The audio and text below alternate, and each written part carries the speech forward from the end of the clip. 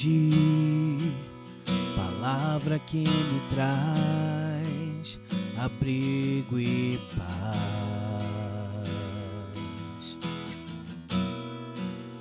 Espero em ti, o teu amor sempre faz tudo novo em mim. E eu sei que não posso mais viver tão distante de ti. Tua voz me faz repousar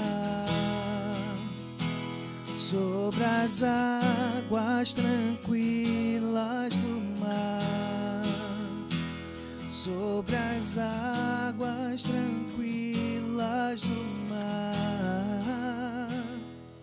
Jesus Cristo, o eterno, a palavra, o verbo, entre nós ele veio habitar.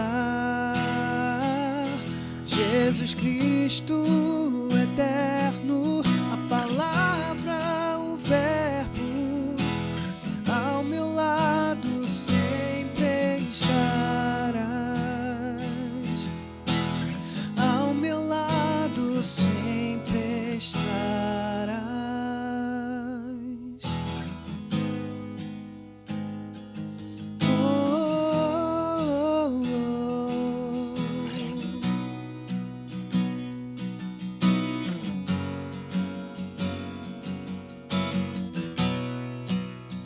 Encontro em ti, palavra que me traz abrigo e paz.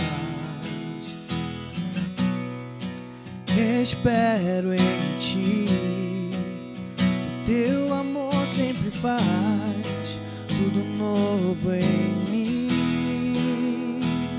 E eu sei que não posso mais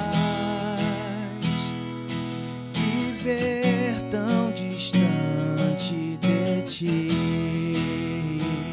Tua voz me faz repousar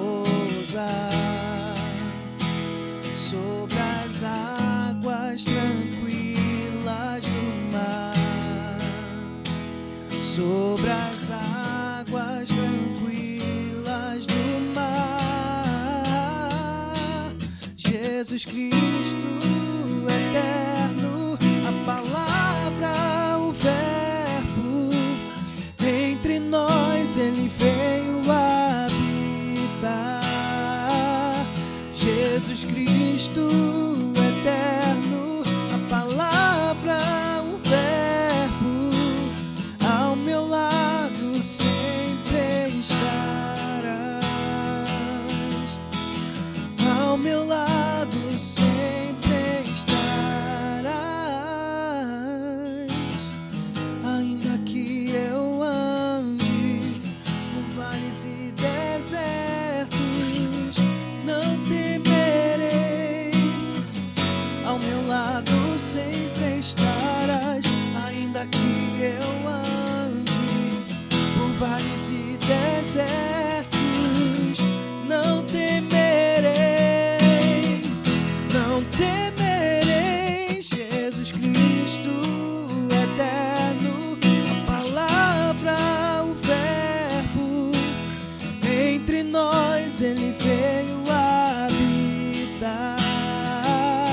Jesus Cristo, eterno, a palavra, o verbo, ao meu lado sempre estarás. Ao meu lado sempre estarás.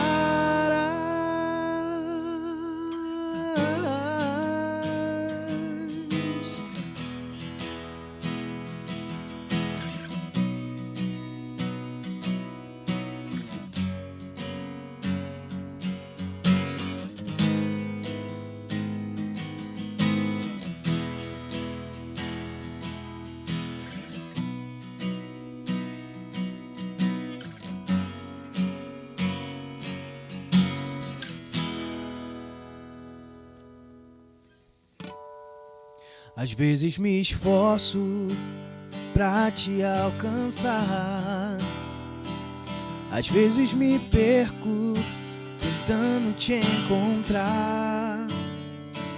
Às vezes eu quero te agradar pelo que sou, por algo que há em mim, de mim mesmo.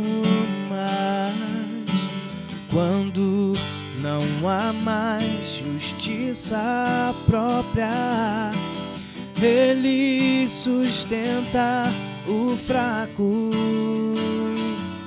consola o aflito de alma e quebra os grilhões do pecado. Nunca ouvi Deus semelhante a ti, que tenha por nós tão grande amor, e que ao próprio Filho preparou pra morrer em meu lugar. Na cruz Cristo morreu por mim, Cristo morreu por mim. O escravo nas mãos, seu sangue a jorrar, eu sei que Cristo morreu por mim. Cristo morreu por mim. Às vezes me esforço pra te alcançar, às vezes me perco tentando te encontrar. Às vezes eu quero te agradar pelo que sou, por algo que há em mim, de mim mesmo. Mas quando não há mais justiça própria, Ele sustenta o fraco, consola o aflito de alma e quebra os grilhões do pecado. Nunca ouvi Deus semelhante a ti, que tenha por nós tão grande amor, e que ao próprio Filho preparou pra morrer em meu lugar. Na cruz Cristo morreu por mim, eu sei que Cristo morreu por mim. O escravo nas mãos, seu sangue a jorrar, eu sei que Cristo morreu por mim. Cristo morreu por mim. Cristo morreu por mim.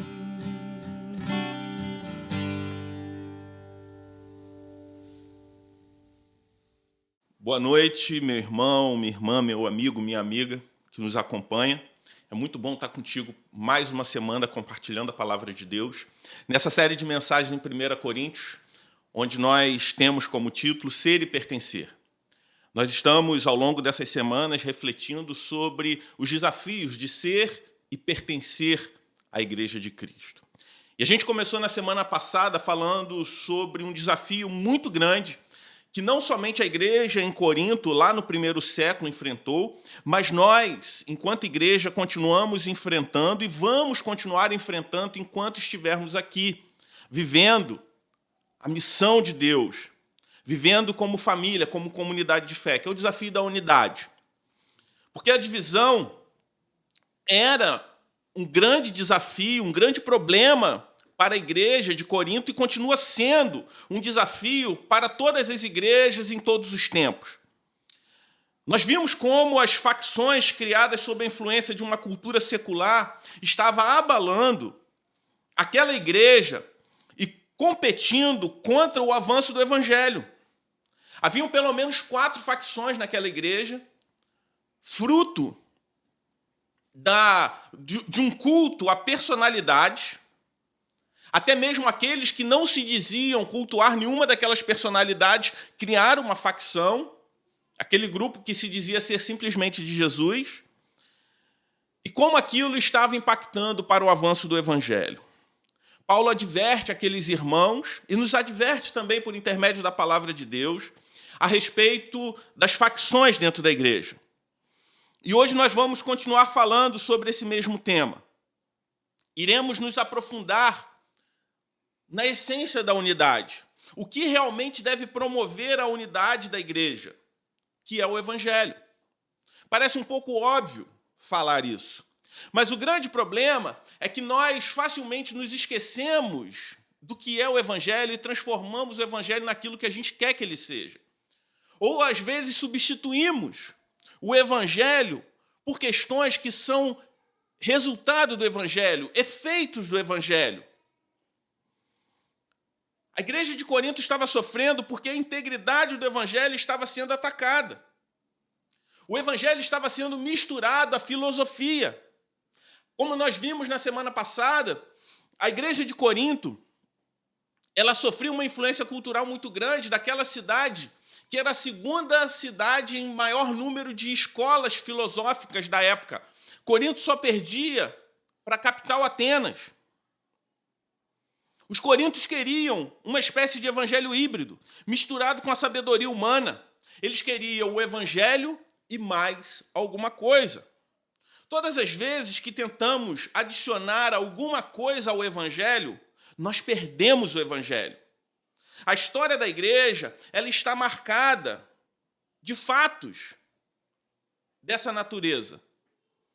Por exemplo, no século XIX, houve uma tendência parecida com essa que nós encontramos aqui em 1 Coríntios, em misturar o evangelho à filosofia, a algum tipo de saber humano, com as descobertas científicas, e a influência de um grupo de pessoas passou a desacreditar de tudo que não poderia ser provado através da razão, da ciência, como, por exemplo, os milagres.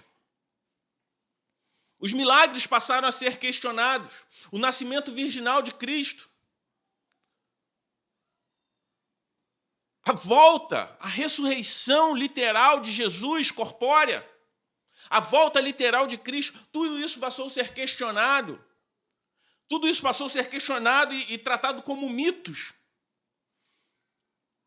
Que estavam, na verdade, simplesmente querendo transmitir um valor. Nasce assim o liberalismo teológico que devastou a igreja em boa parte da Europa, no berço do protestantismo. No século XX, nós vimos outro fenômeno.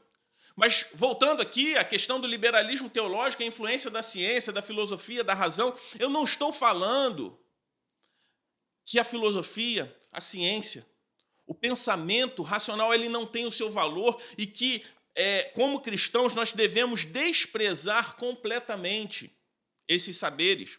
O que eu estou falando é que a influência e o acréscimo dessas questões, a verdade central do evangelho. Caminhando para o século XX,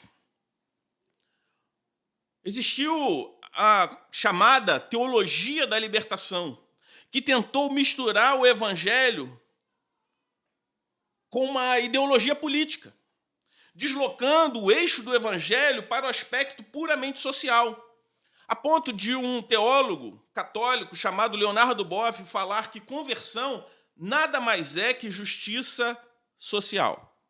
Eu não estou falando que justiça social não tem a ver com o evangelho, mas o evangelho não é justiça social. Justiça social é um efeito do evangelho, mas não é o evangelho. Para quem crê dessa forma, que o evangelho é simplesmente justiça social, só existe uma relação horizontal do evangelho e se perde a verticalidade do evangelho, a verticalidade da fé. Eu não estou falando que a palavra de Deus não se preocupa com esse tema, com o pobre, com a justiça.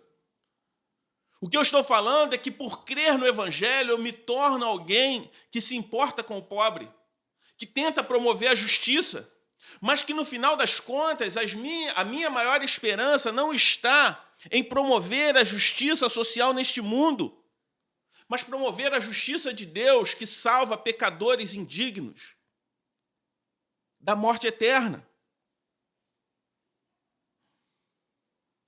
Hoje em dia nós vemos também acréscimos ao Evangelho promovendo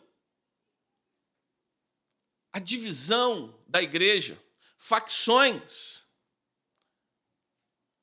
Em Corinto, a igreja sofria com essa influência da cultura grega, dos sofistas, como nós vimos na semana passada. E essa influência, esses acréscimos ao Evangelho, estavam minando a unidade da igreja.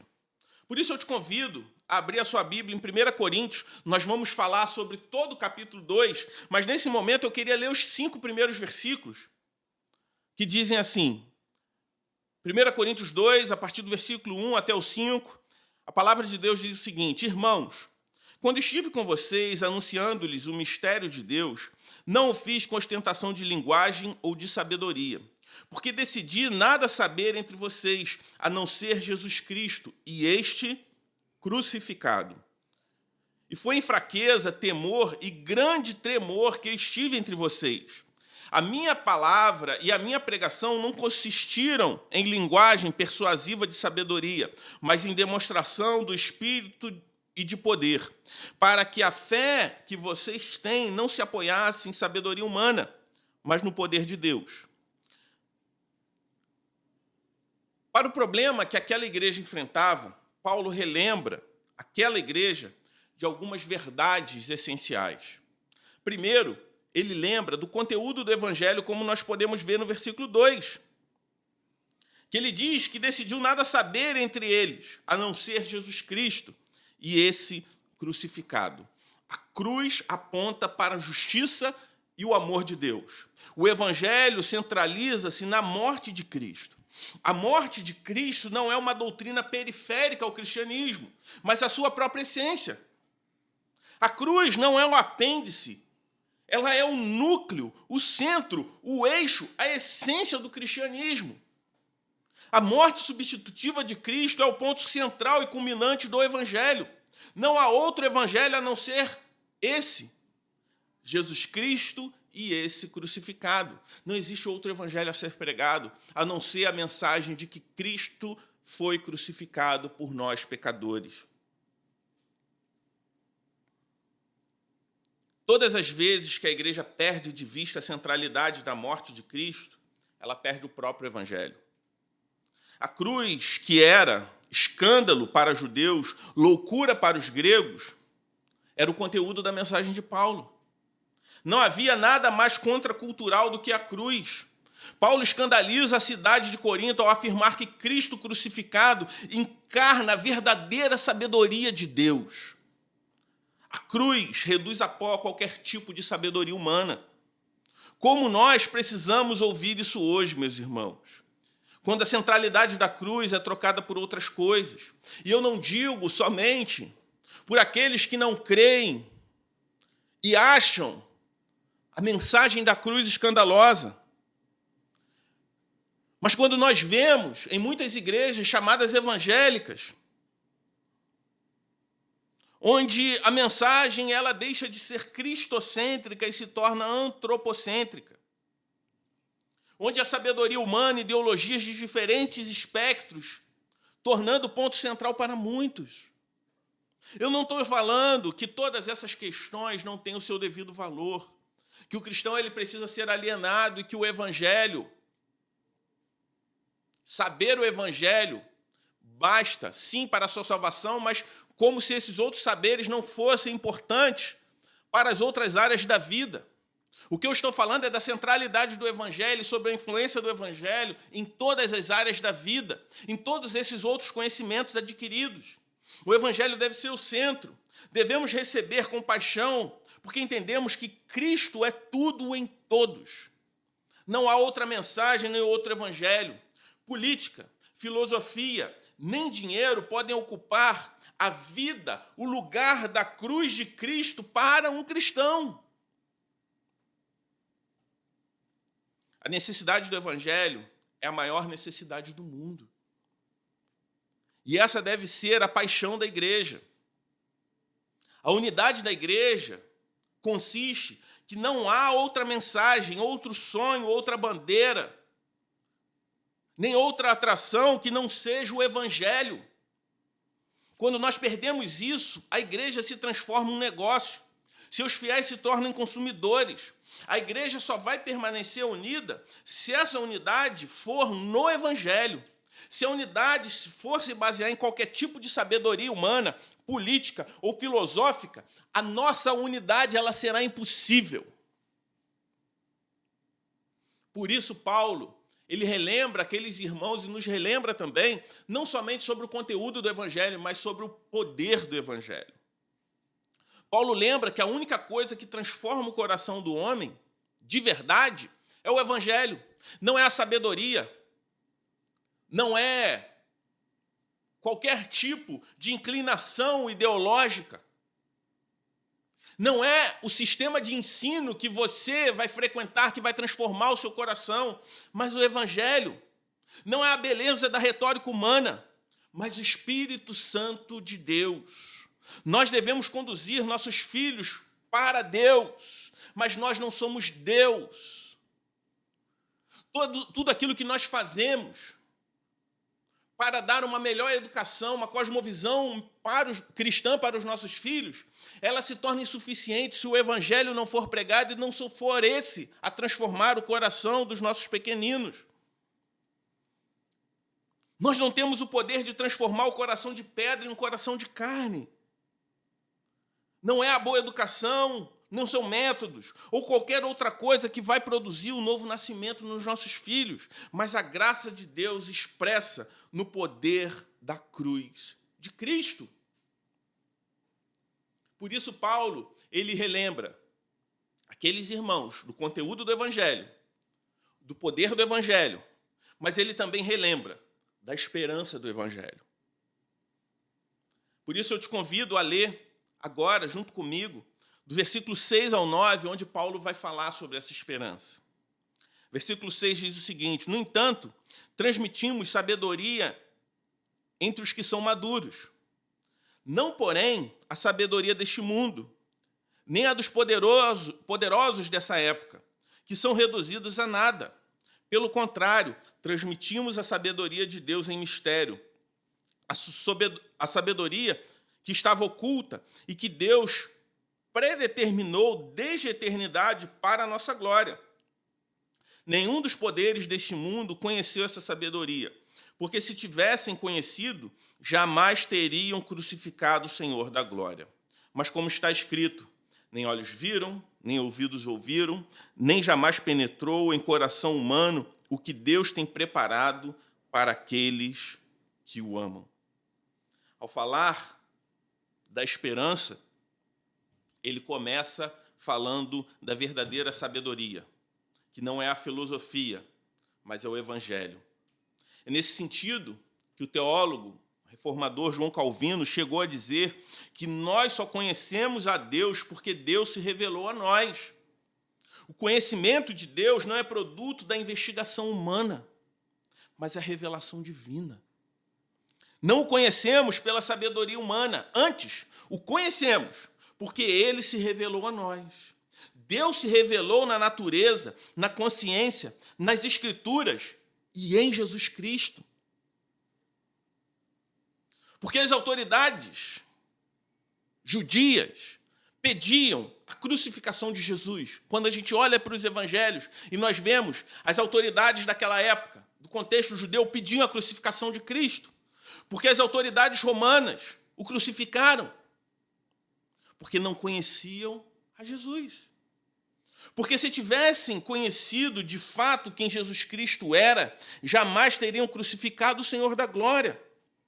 Os intelectuais do mundo são cegos espiritualmente. Eles não têm discernimento espiritual, nem entendimento espiritual. Por isso, quando Jesus estava na cruz, ele disse: Pai, perdoa-lhes, porque não sabem o que fazem. Esse registro está lá no Evangelho de Lucas, no capítulo 23, no versículo 34. A verdadeira sabedoria está na esperança eterna, onde nenhuma sabedoria humana é capaz de alcançar. Por isso, Paulo, ele relembra da unidade da igreja através da palavra. Ele lembra do conteúdo do Evangelho, do poder do Evangelho, da esperança do Evangelho, que se une através da palavra de Deus.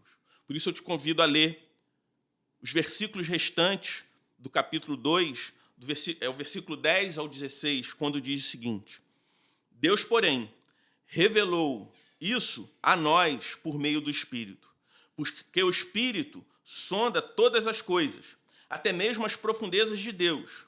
Pois quem conhece as coisas do ser humano, a não ser o próprio espírito humano que nele está?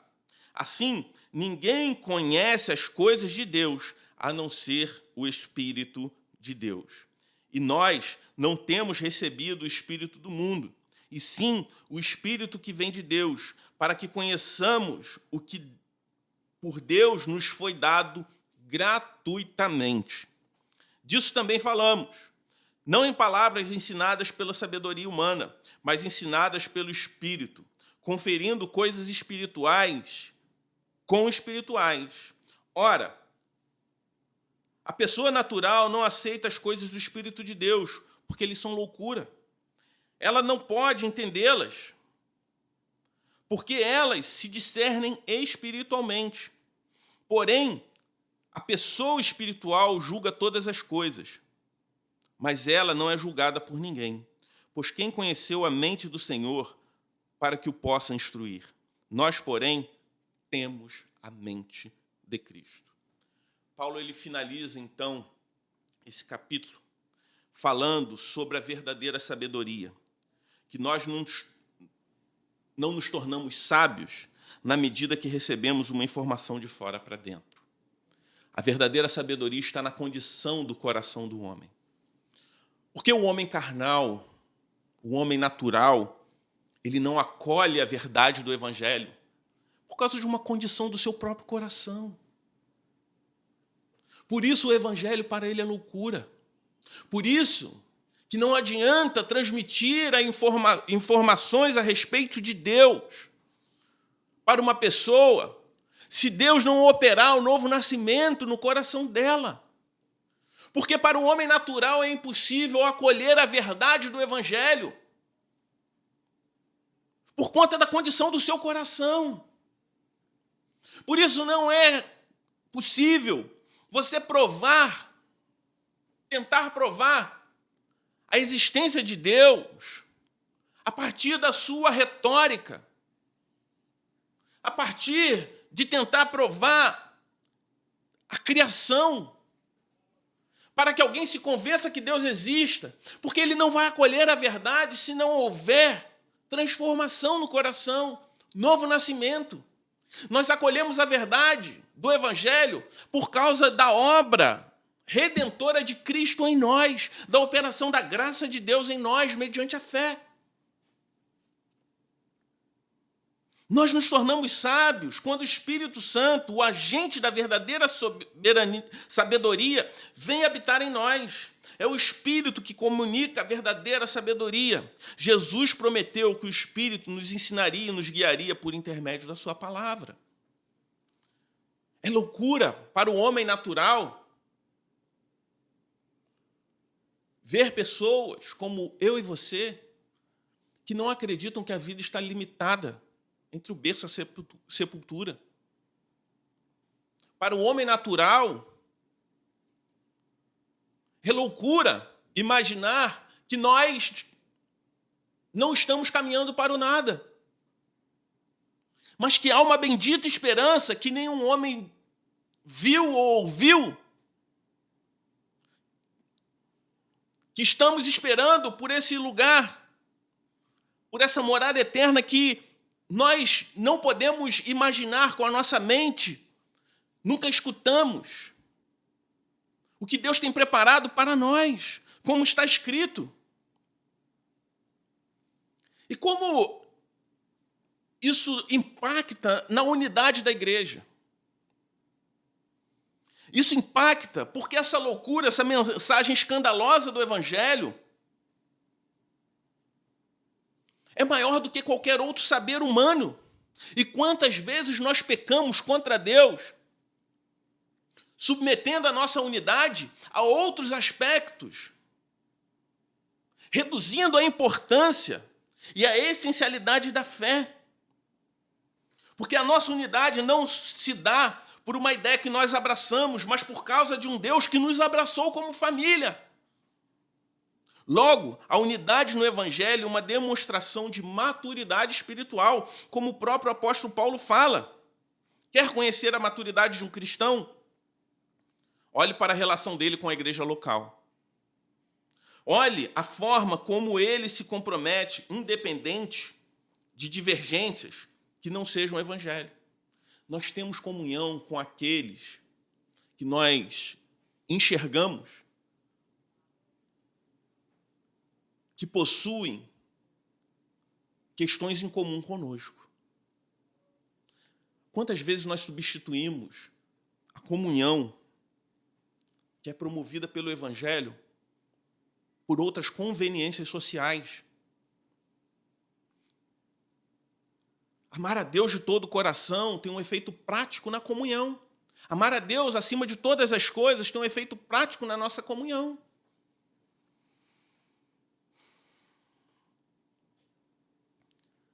Quer conhecer um cristão maduro? Olhe para a forma como ele se compromete, independente de divergências que não sejam o Evangelho.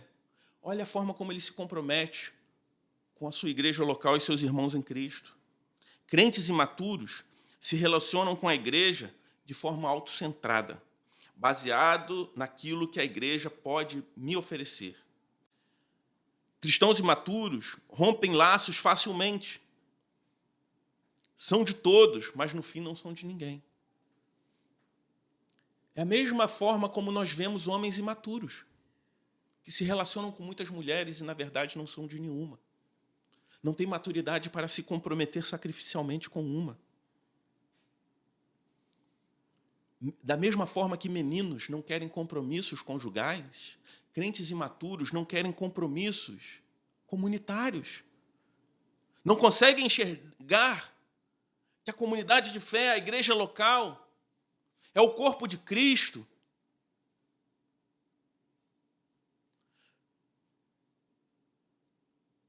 E ao me comprometer com a igreja local, estou me comprometendo com o próprio Cristo. Por isso a unidade no Evangelho é um sinal de maturidade cristã, porque o homem natural não consegue aceitar coisas espirituais. O homem natural, ele tem comunhão em torno de conveniências sociais, status social, preferências políticas, sobre a forma como, sobre estilos de vida. E para o homem natural é loucura pessoas de diferentes camadas sociais, de diferentes espectros ideológicos se relacionarem como irmãos, porque ele não consegue acolher a verdade do Evangelho. Eu não estou falando que a razão ela não existe, o que eu estou falando é que a razão ela está submetida à condição do nosso coração. E para o homem natural, isso tudo é loucura, porque a sua mente, a sua vontade, no fim das contas, estão em oposição à vontade de Deus. O Evangelho não é entendido por sabedoria humana. O Evangelho, ele é loucura, porque um PhD, um doutor, ele pode não entender o Evangelho, mas um analfabeto pode. Não é uma questão de ginástica mental, mas uma questão de transformação. Esse é o escândalo da graça de Deus. Como pode algo tão escandaloso assim não ser maior do que qualquer outro aspecto da vida? Quando falamos sobre unidade, É sobre esse evangelho escandaloso que estamos falando, que reduz a pó todos os saberes humanos, culturas, gostos e opiniões pessoais. Eu gostaria de caminhar para a conclusão dizendo para você que a mensagem da cruz não é deste mundo. Ela veio de Deus, ela veio do alto. Não é descoberta humana, é revelação divina. A mensagem da cruz foi ordenada antes desse mundo. Ela não foi uma mensagem de última hora. Deus não criou a cruz como um plano B, porque o plano A com o povo de Israel fracassou. Não é isso, o evangelho foi pré-ordenado antes dos tempos eternos. A mensagem da cruz não traz bênçãos somente para esse mundo, mas traz bênçãos para além deste mundo. E quantas vezes nós estamos atrás de coisas que podem nos trazer bênçãos para esse mundo? Enquanto nós temos diante de nós a verdade eterna de que nos oferece bênçãos sim neste mundo, mas nos oferece bênçãos para além desse mundo. Estamos gastando nosso tempo investindo somente em coisas que podem nos trazer benefícios que um dia vão acabar. Aquilo que nenhum olho viu e nenhum ouvido ouviu, nem jamais subiu ao coração do homem. Isto é o que Deus preparou para aqueles que o amam. Você ama Deus? Você ama o evangelho?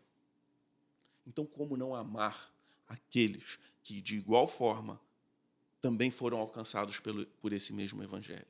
Essa é a essência da nossa unidade.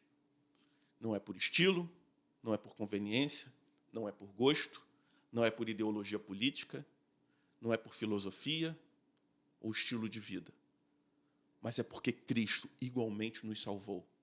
É porque todas essas questões que têm o seu devido lugar são periféricos, mediante aquilo que é essencial, que é a nossa fé em Jesus Cristo, a cruz de Cristo, a morte substitutiva e a ressurreição do nosso Senhor e Salvador Jesus Cristo. Vamos orar? Pai, nós te louvamos, Senhor Deus, pela mensagem do Evangelho, pelo poder do Evangelho. Te agradecemos porque a graça ela é escandalosa. Ela salva pecadores indignos, como eu, como os meus irmãos, e nos abraça, Senhor Deus, nos fazendo família sua. Que o Senhor possa alcançar, abrir corações e mentes para a verdade do teu Evangelho, transformar corações, para que pessoas que estão assistindo esse vídeo, que ainda não conhecem o Senhor, possam receber como verdade a tua palavra, mediante a transformação, mediante a fé que só o Senhor pode dar. No nome de Jesus é que nós oramos. Amém. Que Deus te abençoe, que Deus te guarde e até semana que vem.